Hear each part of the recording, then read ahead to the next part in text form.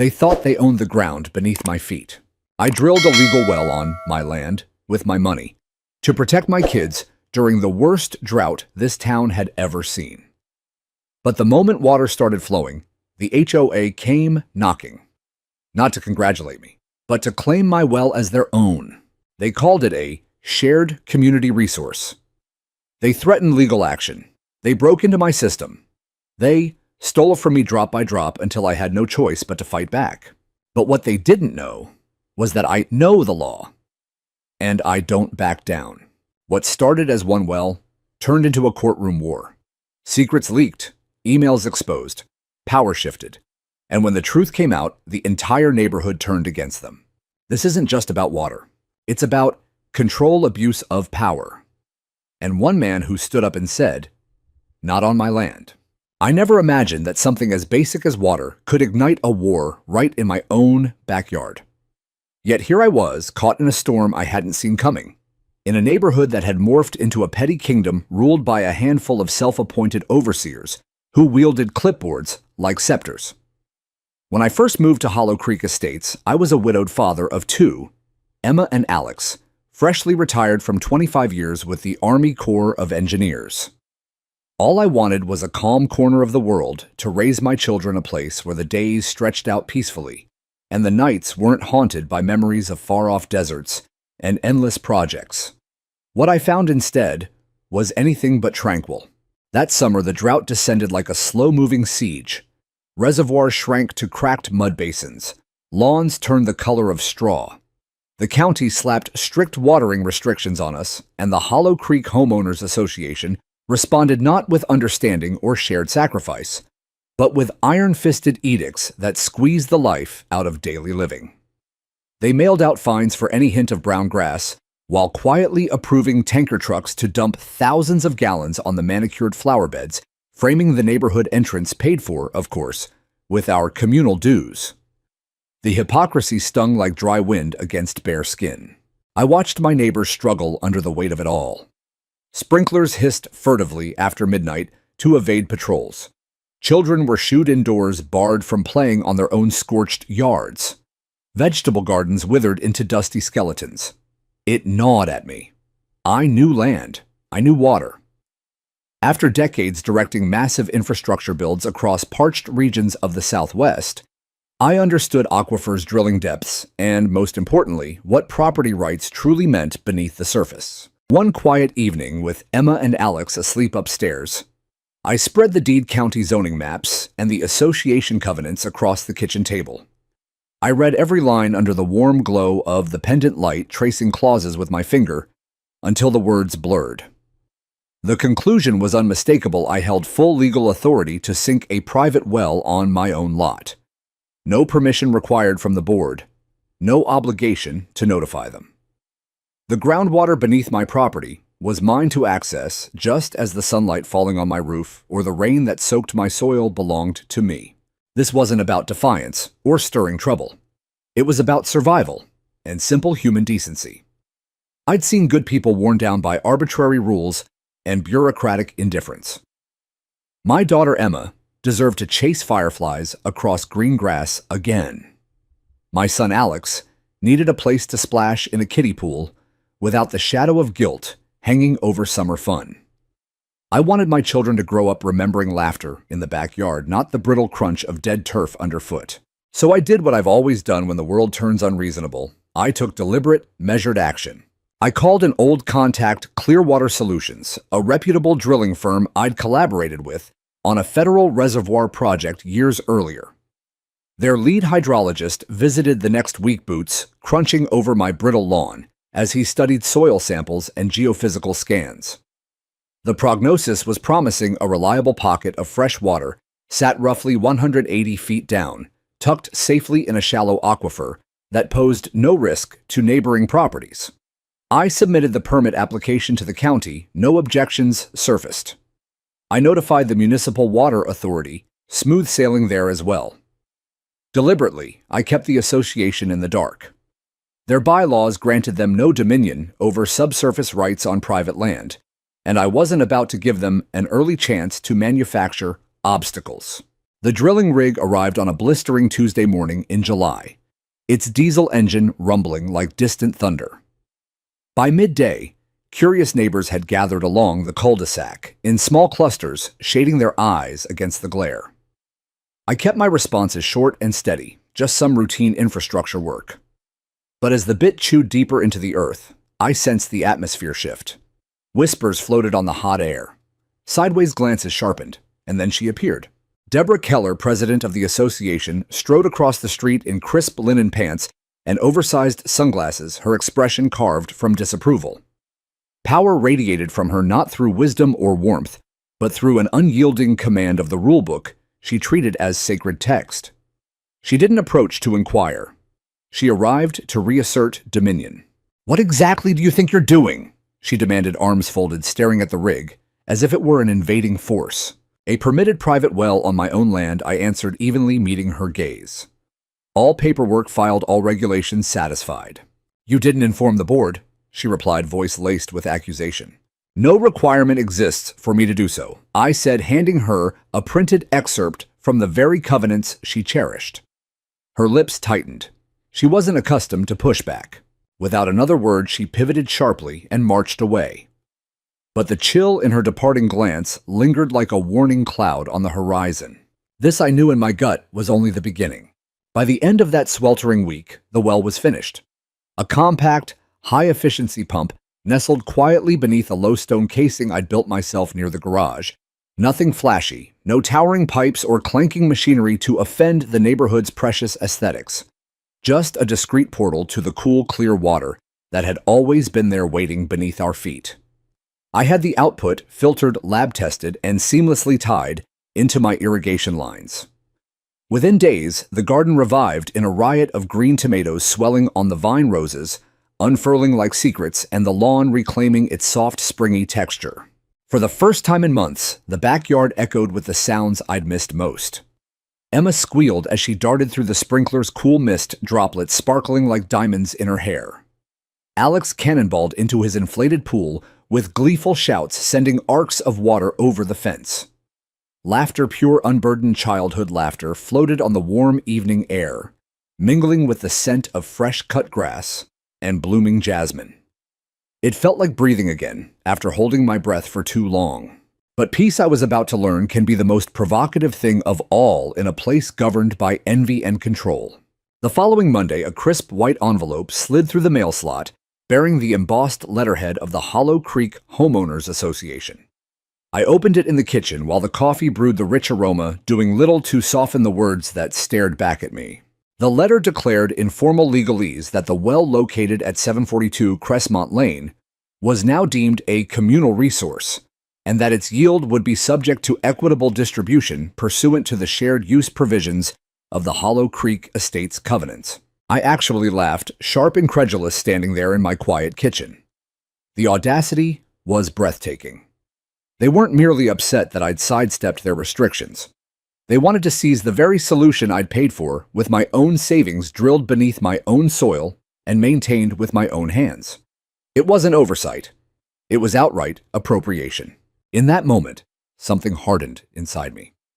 This wasn't going to end with polite letters or neighborly compromise. This was heading straight to court. If I'd known how much upheaval a few hundred gallons of pristine water would unleash, I might have drilled that well even sooner, just to watch their carefully curated facade begin to fracture. Word travels fast in a cul-de-sac. Within days, my resurrected lawn became the unspoken center of neighborhood conversation. Where every other yard remained brittle and brown, mine glowed emerald under the relentless sun, a silent accusation against the board's failed stewardship. Some neighbors offered cautious nods of approval when we passed on evening walks. Others averted their eyes, as though my small act of independence somehow threatened the fragile order they'd accepted. I returned to my documents with renewed focus, spreading them across the dining table after the kids were in bed. The shared use clause they'd cited applied exclusively to common areas, the clubhouse entrance landscaping retention ponds. It had zero jurisdiction over private subsurface resources. Yet facts rarely deterred people whose livelihood was control. 3 evenings later, as fireflies began their lazy dance Over the grass, headlights swept across my front window. Deborah Keller returned this time, flanked by two board members clutching a clipboard thick enough to serve as body armor. They halted at the edge of my driveway, careful not to cross the property line, as if mere proximity granted them authority. "We've thoroughly reviewed the matter," she began, her tone polished with false civility. "While your installation sits on private soil, the aquifer itself constitutes a shared natural resource." I folded my arms, letting the silence stretch just long enough to unsettle her. "So, you'll be claiming rights to the sunlight on my solar panels next?" I asked quietly. Her mouth twitched, but no smile came. "The board has voted unanimously," she pressed on. "We request voluntary access for association landscaping needs. The entry beds, the park strips, the cul-de-sac islands. A simple tap line, minimal impact." "You voted to confiscate what isn't yours," I replied, voice steady. "We voted to preserve community harmony." She snapped the mask, slipping for the first time. "I drilled this well so my children could have a normal summer one that doesn't reek of drought and over-chlorinated desperation." Tom Harding, a board member I'd barely spoken to in years, attempted a conciliatory tone. "John, it's nothing personal, just a small connection, for the greater good." But it was deeply personal. From the instant I'd chosen self-reliance over submission, I'd become a crack in their carefully mortared authority. "I think it's time for you to leave," I said, the calm forged from years of commanding men in far more dangerous circumstances. "You're on my property now." Conversation over.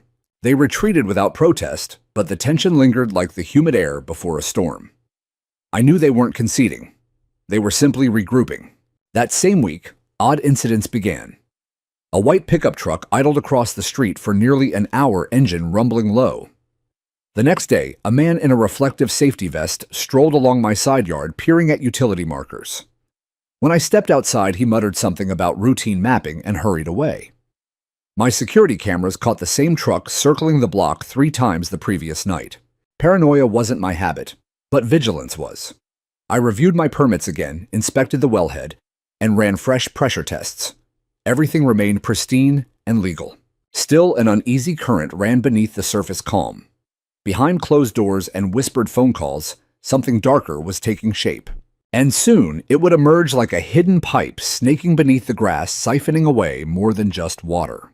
That weekend, the association called a special session, announced only to a select few, held behind closed doors in the clubhouse after hours. The rest of us learned about it through fragments of gossip and cryptic emails that landed in our inboxes too late to attend. What leaked out from that shadowy gathering was a proposal so brazen it bordered on farce. The board had drafted an amendment to the covenants. Any privately installed utility that drew from shared environmental resources, sunlight, air, groundwater, would henceforth require regulated community access, complete with usage fees and mandatory reporting. It was dressed up in lofty language about equity and sustainability, but everyone knew the target. My well, my water, my independence. They actually believed they could legislate ownership away with a vote and a smug majority. I didn't plan to storm the next open meeting. I went to observe, to document. I brought a small digital recorder in my shirt pocket, a legal notepad, and Nathan, my old army buddy turned city zoning officer, who slipped in wearing jeans and a baseball cap, silent as a shadow. He owed me from a long-ago favor in a sandstorm halfway across the world. Tonight, he was just another face in the crowd. Deborah Keller presided from the front table like a monarch addressing her court. She spoke of resource equity and preserving the aesthetic integrity of Hollow Creek, painting my well as a reckless, selfish gamble that could destabilize soil moisture levels and invite contamination risks if left unregulated. The fear-mongering was masterful. Heads nodded. Murmurs of agreement rippled through the room. Until I stood. "I'd like the floor," I said calmly. Her eyes flicked to the agenda in her hand. "You're not on the list, Mr. Monroe." "This isn't a closed regime," I replied. "You're asking residents to vote on rewriting private property rights. The affected homeowner deserves a voice." She couldn't refuse without exposing the hypocrisy. So she nodded stiffly. I didn't raise my voice. I didn't need to. I spoke of the months we'd endured, skyrocketing water bills, cracked mains the board had ignored for years, pleas for sensible conservation that went unanswered. I described Emma and Alex playing in a yard that finally felt like home again. I projected photos on my phone for anyone close enough to see crystal clear lab results, stamped permits receipts for every dollar spent. Then I showed the footage, grainy but unmistakable, of the man in the safety vest trespassing along my fence line 2 nights earlier. A hush fell heavier than the summer heat.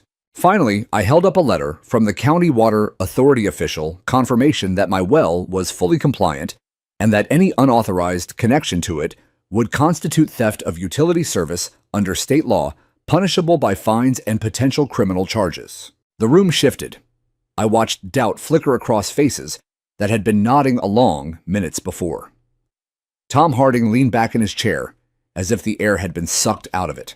Deborah's cheeks flushed beneath her carefully applied foundation. I closed with a single quiet warning. If this amendment passes, you're not just voting to take my water. You're voting to drag this entire association and every dues-paying member into a lawsuit I've already outlined with counsel. One I will pursue to the end. I sat down. No applause, no outburst. Just a thick, uncomfortable silence that spoke louder than any cheer. Deborah recovered quickly, calling for a delay on the vote to allow further review. But the damage was done.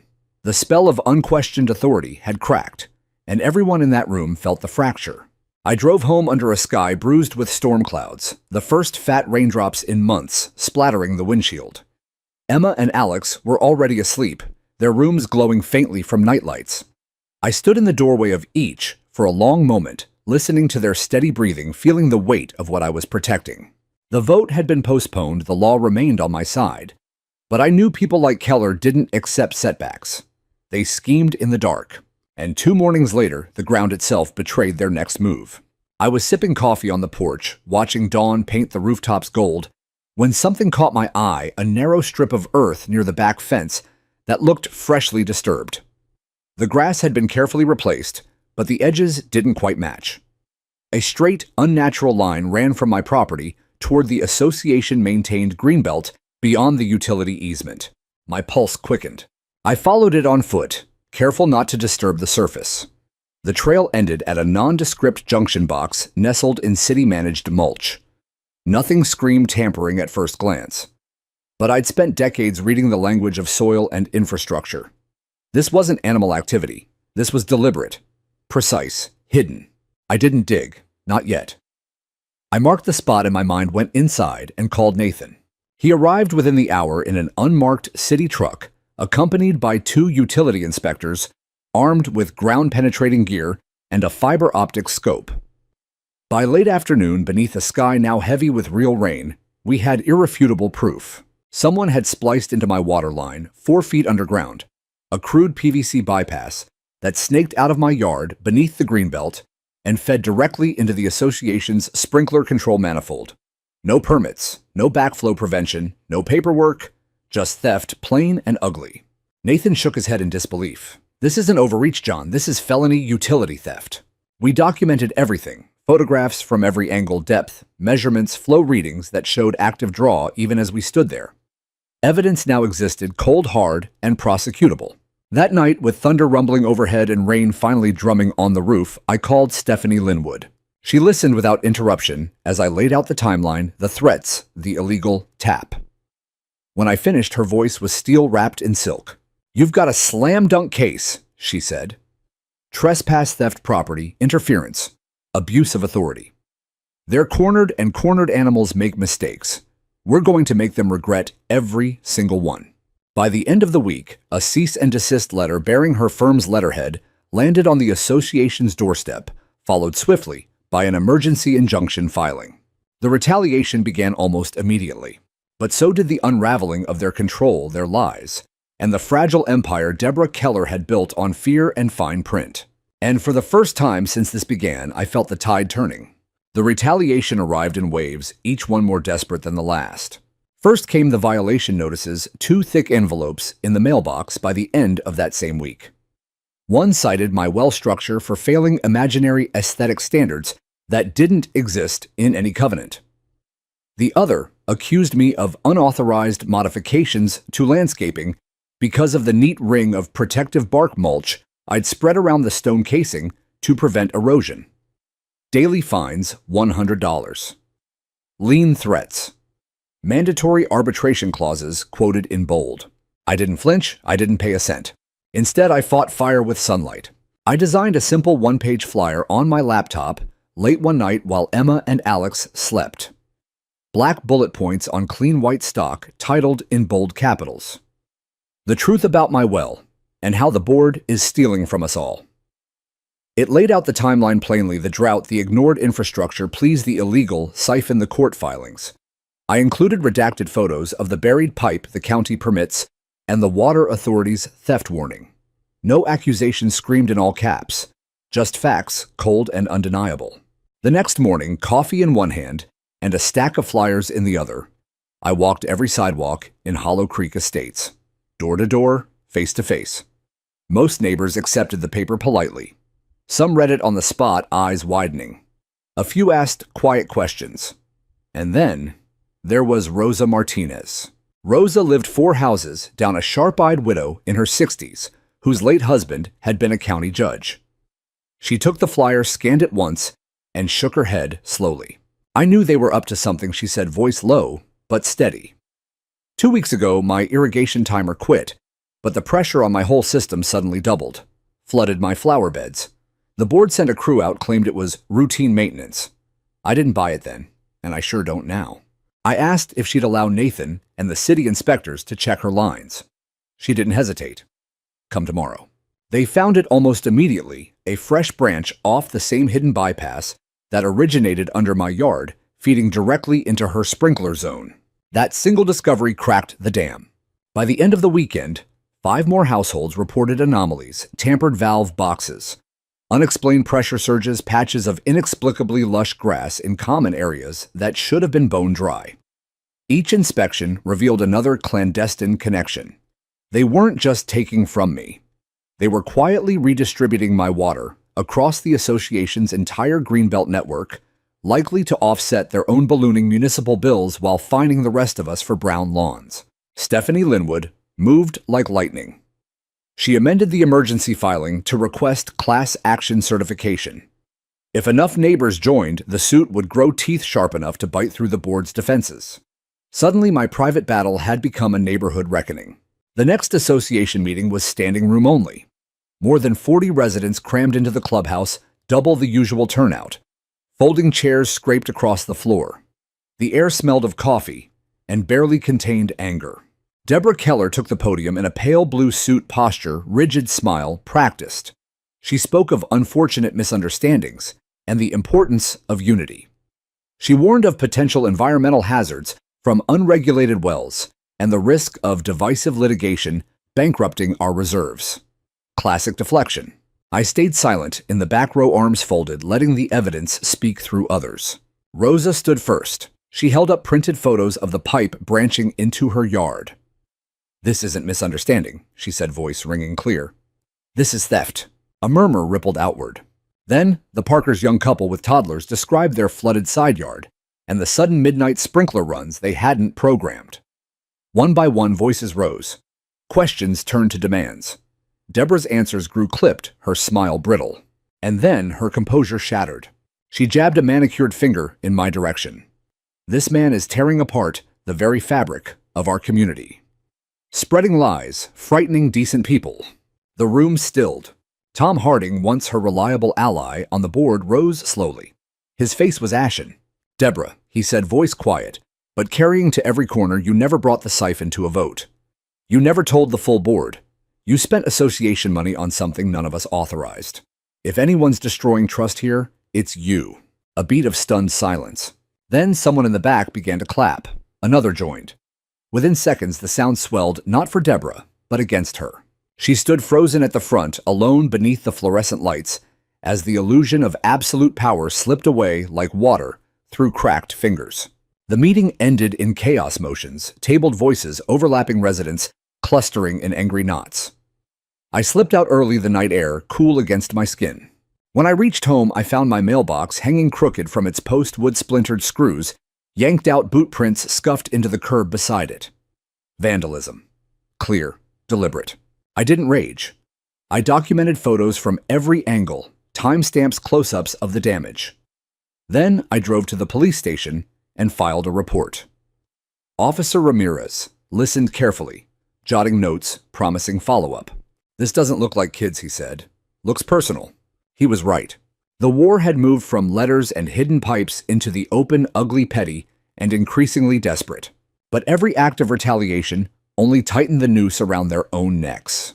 And the deeper they dug, the closer they came to burying themselves. The vandalism didn't stop at the mailbox. Over the next few days, the petty assaults multiplied like weeds in untended soil. My HOA-issued gate clicker suddenly stopped working one morning. The arm rose for every car but mine. Trash bins at the curb were accidentally skipped on collection day. An anonymous code enforcement complaint sent 3 county inspectors to my door, armed with tape measures and clipboards, claiming my wellhead violated setback distances, until I handed them the stamped survey plat and watched them leave red-faced. Each incident was small on its own, designed to irritate rather than destroy. But together they formed a pattern of harassment meant to wear me down, to make me doubt, to make me fold. They underestimated how much fight a father has when his children's peace is on the line.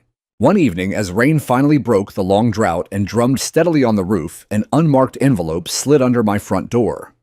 I found it after tucking Emma and Alex in their hair, still damp from baths drawn with water, that was finally, undeniably, mine. Inside was a single sheet of paper block letters typed in bold Times New Roman.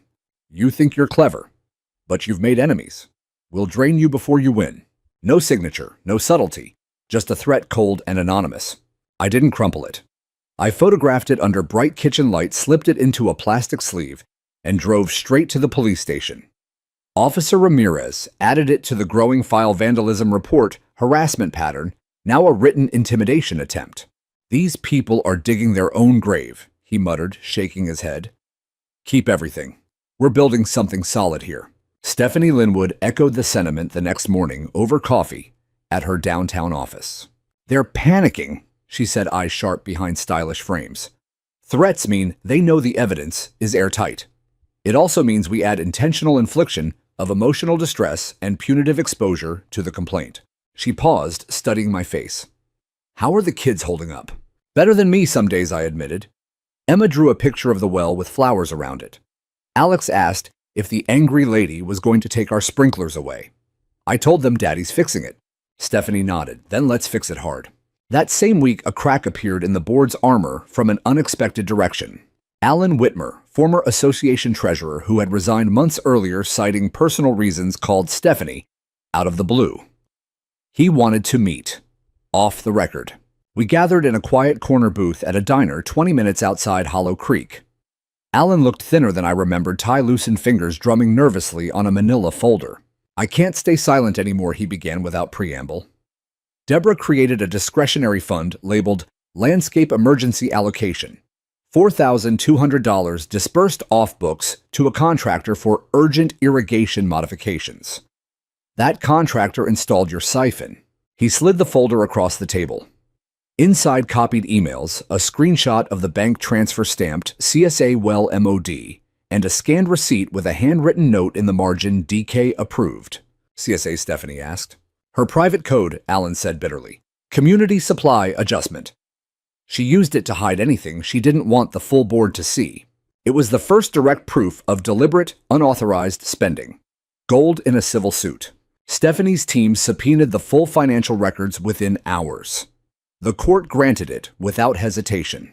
The board's response was immediate and frantic, a neighborhood-wide email blast, accusing me of sowing needless division, warning of grave risks to groundwater sustainability, and attaching a dramatically zoomed photo of my innocent well cap to make it appear menacing. It backfired spectacularly.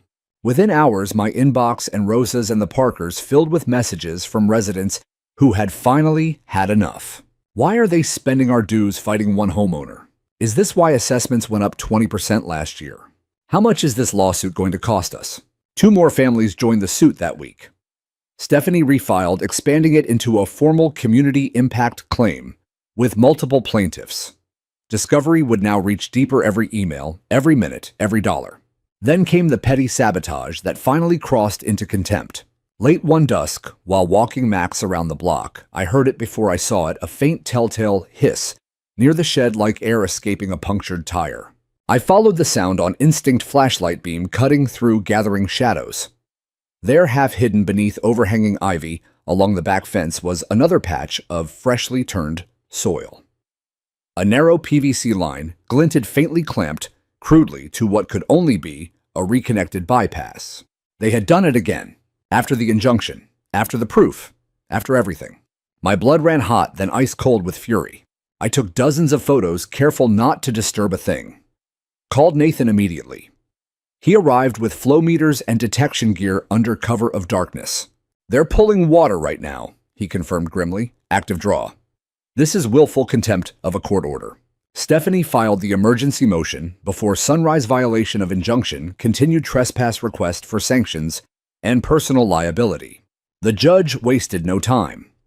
An emergency summons landed on Deborah Keller's doorstep 72 hours later, ordering her and the remaining board members to appear and explain why they should not be held in contempt. That same evening, a knock sounded at my door. Tom Harding stood on the porch looking like a man who hadn't slept in days. "John," he said quietly, "we didn't know about the second tap. I swear it." I let him inside. He explained in a broken voice Deborah had acted alone this time, or with only one loyalist. She'd hired her own brother-in-law, paid under the table, installed at night. Claimed it was a temporary backup line for the South Trail. No vote, no disclosure. "I should have questioned harder," he admitted. "I'm resigning tonight." He handed me a folded letter, then walked away into the rain without another word. It should have felt like triumph. Instead, it felt like watching a house burn from the inside, one spark I'd lit, now consuming everything in its path. But the blaze was far from over, and the real inferno still waited in the courtroom. The emergency contempt hearing arrived on a morning thick with summer storm clouds, the sky low and brooding as if the weather itself sensed the reckoning ahead. Deborah Keller entered the courthouse soaked from the downpour, her usual impeccable suit clinging uncomfortably, flanked by the remnants of her board, who looked like men marching to their own funeral. Stephanie Linwood strode beside me in a tailored navy blazer, our evidence binder heavy in her arms. Hundreds of pages of proof that felt like armor. Inside the courtroom, the air was cool and hushed. The judge wasted no words. He reviewed the new photographs of the second siphon, the flow logs showing active theft after the injunction, Nathan's sworn affidavit, and the timeline laid out in stark black and white. Deborah's explanations crumbled under questioning. First, she claimed ignorance, then emergency landscaping needs. Finally, she blamed a vague consultant whose advice somehow justified reconnecting the illegal line at night. Was this consultant formally retained by the association? The judge asked, voice flat. "No, Your Honor." Was the reconnection approved by board vote? "No, Your Honor." Were you personally aware of this court's explicit injunction prohibiting any further interference with Mr. Monroe's private well? A long pause. Her hands trembled on the table. "Yes," she whispered. The gavel fell like thunder. Contempt of court. Violation of injunction. Immediate cessation of all unauthorized use. Full restitution for any water diverted. Personal financial exposure pending further review. And the final hammer, formal referral to the State Attorney General for potential criminal prosecution. Deborah didn't meet my eyes. She stared straight ahead, face pale, as the weight of consequence settled on her shoulders like wet concrete. Outside, rain lashed the courthouse steps. Reporters huddled under umbrellas, but I slipped away without comment, driving home through sheets of water that finally felt cleansing. That evening, 3 neighbors waited on my covered porch, Rosa Martinez, the Parkers, and an older veteran I recognized from morning walks, his silver hair plastered from the storm. "We're drafting a petition," Rosa said, rain dripping from her umbrella. "Emergency vote to remove the entire board. We need 60% of owners to force it. And we want your guidance," Mr. Parker added. "You've seen through their tactics from the start." I looked past them to the street where water rushed along gutters, carrying away months of dust and dead leaves. Emma and Alex were inside building a blanket fort and giggling over flashlight shadows. "I'll advise," I said finally. "But I won't lead. I've got a family to protect and enough court dates ahead." The veteran nodded respectfully. "Fair enough. But fight with us all the same." We shook hands in the rain, a quiet pact sealed under the storm. Yet even as the board began to fracture, Deborah clung to power with the desperation of a drowning woman pulling others under with her. Stephanie filed the full civil suit the following week, not just for the siphons, but for trespass, utility, theft, vandalism, harassment, defamation, and intentional infliction of emotional distress. We named board members individually, piercing the association's corporate shield, so personal assets were at risk. "This isn't about the water anymore," Stephanie explained over the phone.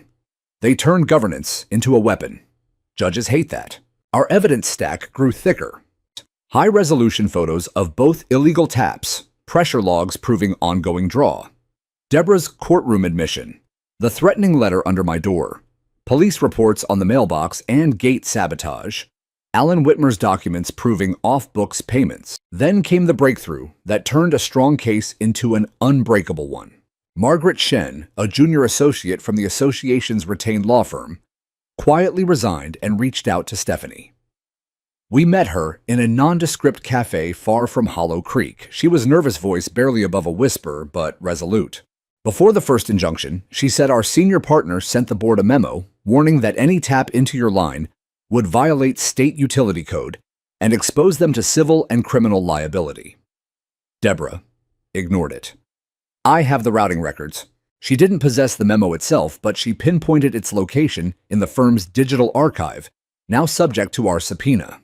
Within 48 hours of compelling production, we held the smoking gun, a formal legal opinion dated 6 days before the original siphon discovery, explicitly advising against the action.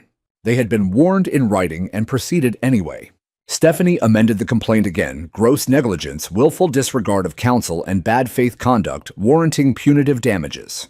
The judge fast-tracked the case, scheduling depositions and placing Deborah under particular scrutiny for possible ethics complaints to the state bar. The board tried one last negotiation: remove the siphon, reimburse documented costs, issue a private apology, no admission of liability. Stephanie laughed when she read the offer. They're dreaming. We rejected it outright. A second counter came: full board resignation, voided fines, modest settlement if I dropped personal liability. Again, no. This wasn't about settlement money. This was about accountability. And accountability was coming faster than any of us expected. Because the deeper we dug, the more rot we uncovered: not just one hidden pipe, but years of forged records, inflated contracts, and a culture of control that had poisoned the entire neighborhood. The real collapse was only beginning. Discovery hit the association like an earthquake, shaking loose secrets that had been buried for years. Stephanie's team poured over more than 1,200 pages of subpoenaed records, emails, meeting minutes, financial ledgers, vendor contracts, and draft amendments that had never seen daylight. What emerged wasn't just one act of theft. It was a pattern of quiet corruption woven into the very fabric of Hollow Creek's governance. There were unauthorized contracts with favored landscapers' invoices padded with thousands for work that was either substandard or never performed. One particularly egregious entry showed $8,000 spent on flower bed restoration along a strip of median that the city had already replanted at no cost to us. Dues money vanishing into vague categories like civic harmony initiatives and community enhancement reserves. But the deepest rot lay in the voting records. Several key amendments, ones that had expanded the board's emergency powers and relaxed financial oversight, were approved by unanimous consent in meetings where attendance logs claimed certain homeowners were present. Yet when Stephanie quietly contacted those residents, the truth unraveled. Some had been vacationing out of state. Others hadn't attended an HOA meeting in years. Rosa Martinez was listed as present and voting aye on a night she'd spent in the hospital with her late husband. Jeffrey Tao, who'd relocated to Arizona 18 months earlier, was supposedly in the room endorsing a special assessment that raised dues across the board. Forged signatures, fabricated attendance, fraud, plain and simple. We reached out to every affected homeowner. Most were stunned. Several agreed to provide affidavits. The lawsuit grew heavier with each new voice. In desperation, the board's attorneys filed motion after motion requests to seal records, claims of clerical error, arguments that past minutes weren't reflective of true board intent. The judge denied them all and appointed a special master, a neutral forensic accountant, to audit every transaction and verify every signature. That's when the second whistleblower stepped forward. Daniel Cho had been the association's IT consultant for nearly a decade, quiet, reliable, the man who kept servers humming and websites updated. He wasn't political. He simply believed in doing the job right. When subpoenas started flying and the news trucks appeared on our streets, his conscience finally outweighed his non-disclosure agreement. He arrived at Stephanie's office one rainy afternoon carrying a single thumb drive. "I made backups," he said simply. "Everything they thought they deleted." What Daniel provided wasn't just records, it was a window into the board's private deliberations, recovered emails, draft policies with tracked changes, and most explosive of all, an encrypted group chat between Deborah Keller and two of her most loyal board allies. Stephanie printed the transcripts and slid them across her desk to me that same evening. I read them under the warm pool of my desk lamp while Emma and Alex slept down the hall. Deborah: "If we let Monroe dig in and win, every homeowner will think they can ignore us. Permits or not, this is about control." Allie: "1. He's too organized. We should have buried him in fines earlier." Deborah: "The siphon was meant to force his hand. Now he's got half the street questioning us." Allie: 2. "Spread something about contamination risks, make people nervous." Deborah: "Yes, subtle. Mention it casually at the next meeting. Get Rosa on edge. She talks to everyone." My stomach turned. They hadn't just stolen water. They'd plotted to manipulate fear, to isolate challengers, to poison the neighborhood's trust, one whispered rumor at a time. Stephanie wasted no time.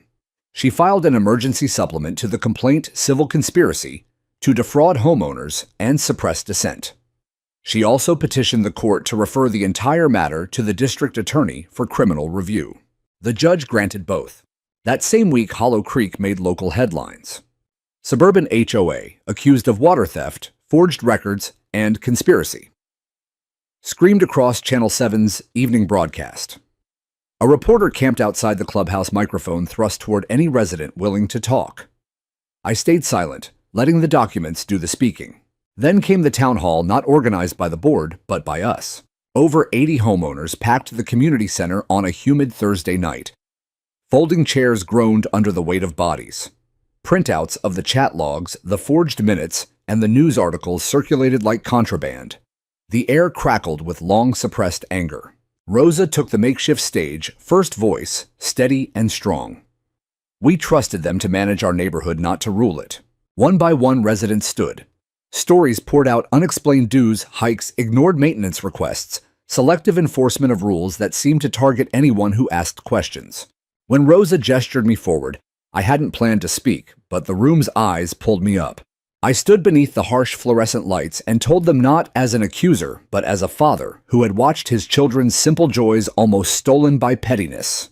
"I didn't drill that well to start a revolution," I said. "I did it so my daughter could run through a sprinkler and my son could fill a pool without feeling like criminals." What followed was never about water. It was about a handful of people who believed no one would ever hold them accountable. I paused, letting the words settle. But we are holding them accountable. Together. The applause started slow, then swelled until the walls seemed to vibrate. Tom Harding, recently resigned, stood near the back holding a clipboard. When the noise died down, he raised his voice. "This is a petition for an emergency vote to dissolve the current board and elect an interim council under independent oversight. We have 64 signatures already." The room erupted again, this time in cheers. 3 more board members resigned the next morning. The association's law firm formally withdrew representation, citing ethical conflicts. Deborah clung on alone, barricaded in her house, as the sheriff's civil process server delivered yet another notice, this one scheduling her deposition under oath. Word was she hadn't been seen in days. Her porch light stayed on all night. The HOA flag on her pole hung limp and faded. The empire she'd built on fear and fine print was collapsing brick by brick. And the sound of it falling was the sweetest silence I'd heard in months. The final hearing arrived on a crisp autumn morning, the air carrying the first real bite of cooler weather, a reminder that seasons change even when battles drag on. The courthouse parking lot was fuller than usual. Word had spread through legal newsletters and local media that Monroe versus Hollow Creek HOA had become a landmark case for homeowner rights. Inside the courtroom, the atmosphere felt different, charged, yet strangely calm. I sat at the plaintiff's table beside Stephanie, surrounded by neatly labeled binders, and a quiet row of supporting residents, Rosa the Parkers, Jeffrey Tao, even Alan Whitmer and Daniel Cho, who had agreed to testify if needed. Across the aisle, Deborah Keller sat alone. No board members remained to flank her. No high-priced attorneys to whisper strategy. Her firm had withdrawn weeks earlier, citing insurmountable ethical conflicts. She represented herself now dressed in a plain gray sweater that seemed to swallow her frame. The once impeccable hair was pulled back severely, her hands folded tightly on the table, as if holding herself together by sheer will. Judge Ellison entered and called the session to order with a nod that conveyed quiet authority. He had reviewed the mountains of evidence overnight. Stephanie rose first, her voice clear and unflinching, as she summarized the claims: trespass, utility theft, vandalism, harassment, forgery, defamation, contempt, and civil conspiracy. Then came the exhibits projected large on the courtroom screen for all to see. Slide after slide. Crystal clear photos of both illegal siphons, timestamps, glowing in the corner. Flow meter charts proving water diversion long after the injunction. Screenshots of the recovered group chat, Deborah's own words in cold black font. Forged attendance sheets side by side with affidavits from absent homeowners. The ignored legal memo from her own counsel warning of criminal exposure. Daniel Cho's recovered backups, including deleted emails plotting rumor campaigns. Each image landed with the weight of undeniable truth. Murmurs rippled through the gallery, but the judge silenced them with a glance. Deborah's turn came. She stood voice thin and spoke of good intentions and preserving community standards. She claimed the siphons were temporary measures during drought, that the chat logs were taken out of context, that forged records were mere administrative errors. The judge listened impassively, then asked the question that ended it. Ms. Keller, did you personally know that connecting to Mr. Monroe's private well, without consent, violated state law? She hesitated, eyes flickering to the exit, as if searching for escape. Yes, Your Honor. She finally admitted, the words barely audible. He leaned forward slightly. Then the court finds the defendant liable on all counts. A collective intake of breath filled the room. Even though the outcome had felt inevitable, hearing it spoken aloud carried a gravity that settled over us like falling leaves. The judge continued without pause. Given the breadth of misconduct and the defendant's fiduciary role, I award full compensatory damages to the plaintiffs, including legal fees, property repairs, and documented emotional harm. Punitive sanctions will be determined at sentencing. This matter is referred to the District Attorney for criminal review under relevant penal codes and to the State Housing Oversight Board for emergency audit and potential dissolution of the current Hollow Creek HOA charter. One final directive. The association shall issue a public retraction mailed to every resident and posted digitally acknowledging the wrongdoing, the false statements made about Mr. Monroe, and the board's systemic abuse of authority. Ms. Keller's signature required. The gavel fell. Final. Resonant.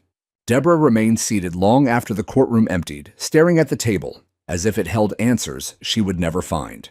Outside, reporters clustered on the steps, cameras flashing against the gray sky. I offered no statement, just a brief nod to Stephanie, before walking to my truck. The drive home felt lighter, the road unspooling beneath tires that no longer carried the weight of constant vigilance. That evening, Emma greeted me at the door with a crayon masterpiece, our house green lawn blue well, and 4 stick figures, me, her, Alex, and Max, holding hands beneath a rainbow. At the top, in wobbly letters, "We won, Daddy." I hung it on the refrigerator, and for the first time in longer than I could remember, let the tears come not from anger or exhaustion, but from pure aching relief. The fallout unfolded swiftly. Within days, the court-supervised retraction letter arrived in every mailbox, sterile, formal, but public.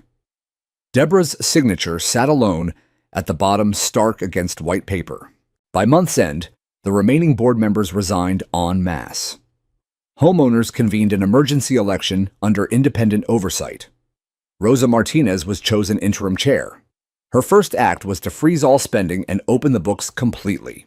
I declined any official role but agreed to consult on the new charter. Simple, transparent rules that put power back in residents' hands. Public budgets, recorded meetings, veto rights on major expenses, strict limits on fines. Dues dropped almost immediately. Tension evaporated like morning mist. Children played in sprinklers again without fear. Neighbors waved from porches without suspicion. Someone even repaired my mailbox quietly one night, new post solid and straight. Stephanie dropped by a week later with a framed copy of the final ruling. "This sets real precedent," she said, sipping coffee on my porch, while Alex and Emma chased Max across the grass. "Law schools will teach it. Other neighborhoods will cite it." I smiled, watching the late sun gild the lawn that had started it all. "I don't care about precedent," I replied. "I care that no one here will ever be bullied out of their own backyard again." And for the first time since drilling that well, the neighborhood felt less like a gated compound and more like a community, imperfect but finally free. But the deepest changes were still coming, not in courtrooms or covenants, but in the quiet spaces where trust begins to regrow. The weeks after the ruling felt like the quiet exhale after a long-held breath. Hollow Creek Estates began to heal in ways both visible and subtle, like a garden slowly reclaiming itself after a brutal storm. Children's laughter echoed down the streets again, unfettered, unafraid. Sprinklers arced silver in the late afternoon sun, without anyone glancing nervously over their shoulders. Front porches filled with neighbors lingering over coffee or evening walks, conversations drifting from weather to weekend plans instead of whispered complaints about fines and favoritism. The new interim council, led by Rosa Martinez, moved quickly and transparently. Budget meetings were streamed live. Every expenditure over $500 required an open vote. Old violation notices were voided en masse. Dues were rolled back to pre-inflation levels, and the surplus from recovered, misspent funds went toward long-neglected repairs. Cracked sidewalks, flickering streetlights, the leaky clubhouse roof everyone had complained about for years. I kept my distance from leadership. When Rosa asked if I'd serve on the charter committee, I declined the chair but agreed to advise. My battles were mostly behind me. My priority now was the backyard, watching Alex practice soccer kicks against the fence and Emma plant wildflower seeds along the garden border, her small hands patting soil with fierce concentration. Yet people still came to me. First, it was the ones who had stood with me from the beginning. Then others, neighbors I'd barely nodded to in passing for years. The couple who once filed a complaint about my overgrown hedge during the drought. The elderly man who power walked every dawn without ever breaking stride to say hello. Even the teenager who used to roll his eyes when he biked past my drilling rig. They arrived at my door with pies apologies, or simply questions. Some wanted advice on permits.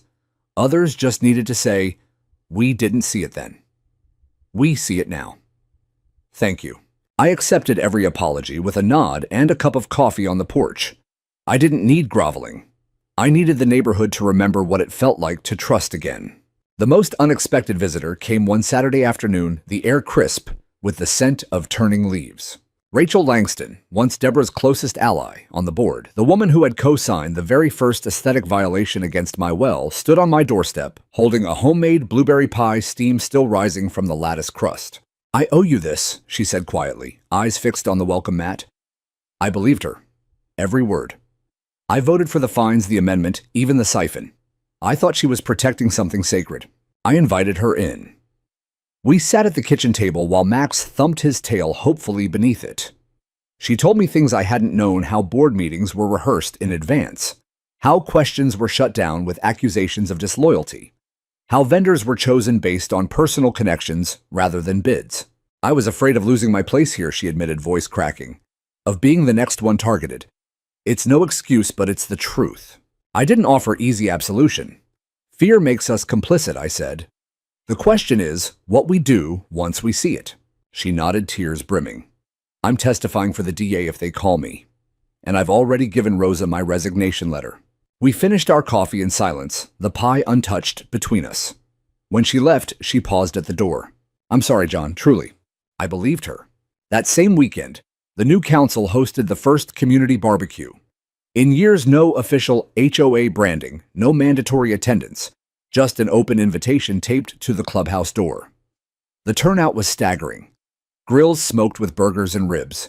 Kids raced barefoot across grass that was finally allowed to grow naturally. Someone strung fairy lights along the fence line. A playlist of oldies drifted from portable speakers. Midway through the evening, Rosa clinked a plastic cup with a spoon to quiet the crowd. "We have someone to thank tonight," she announced, eyes finding me across the lawn. Not for winning a war because we all won this together, but for being the first to stand up and say, "Enough." Applause rose warm and genuine.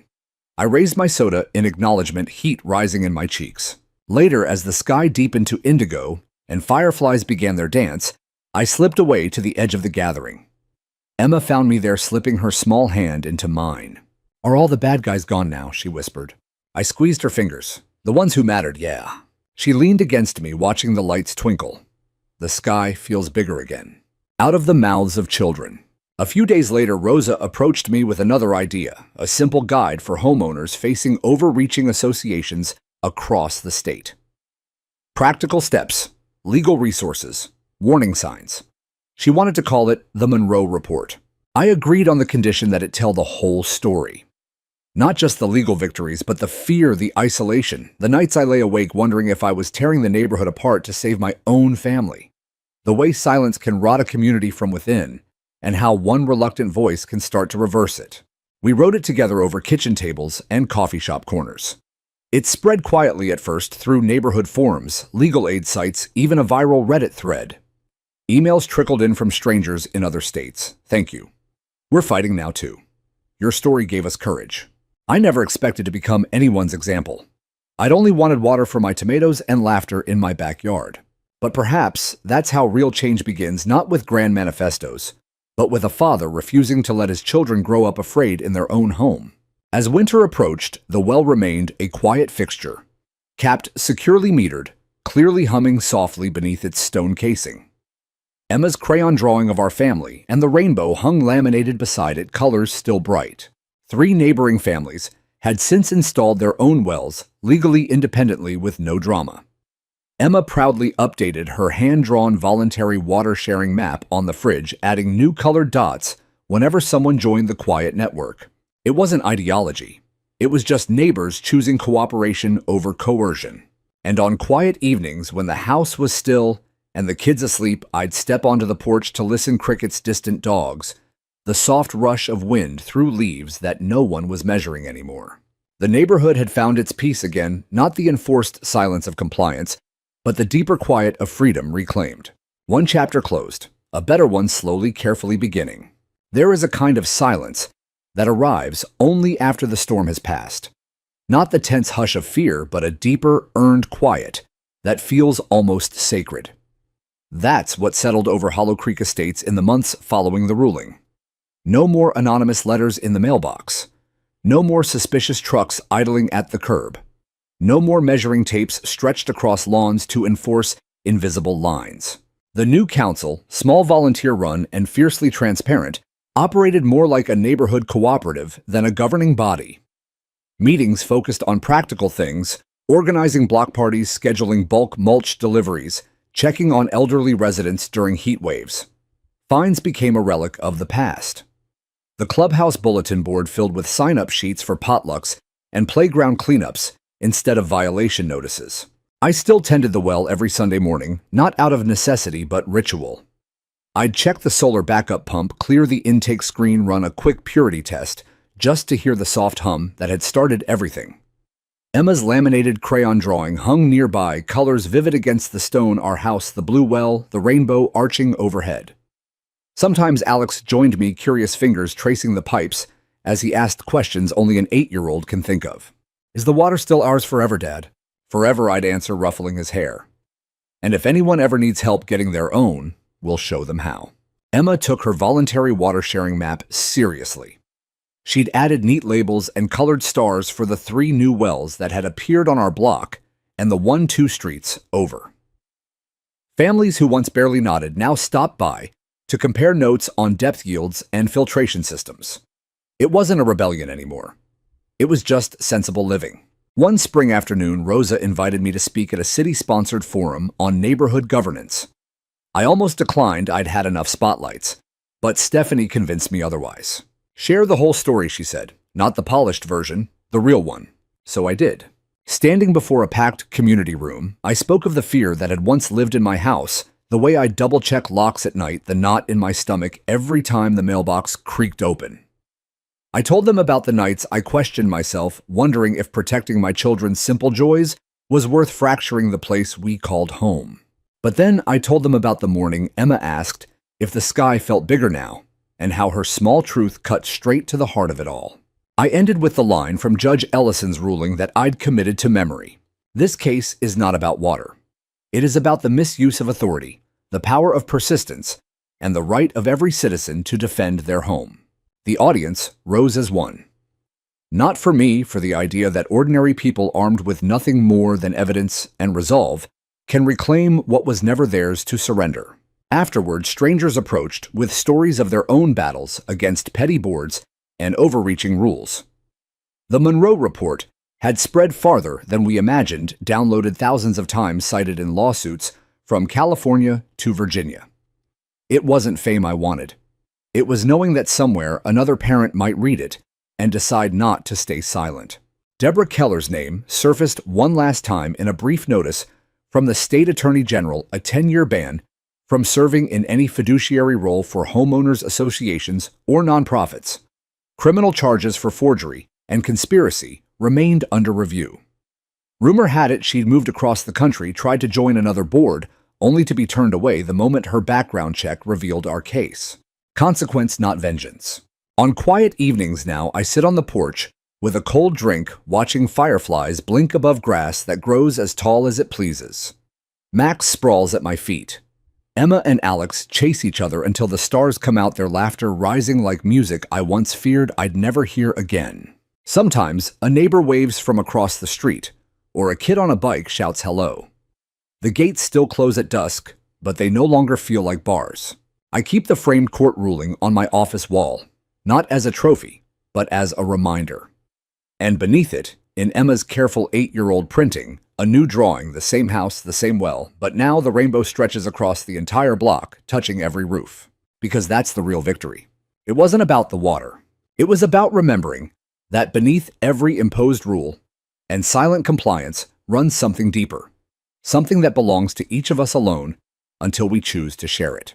Dig deep enough, stand long enough, and you find it your own well. Clear, steady, unstealable. Once you drink from that place of courage and truth, you never run dry again.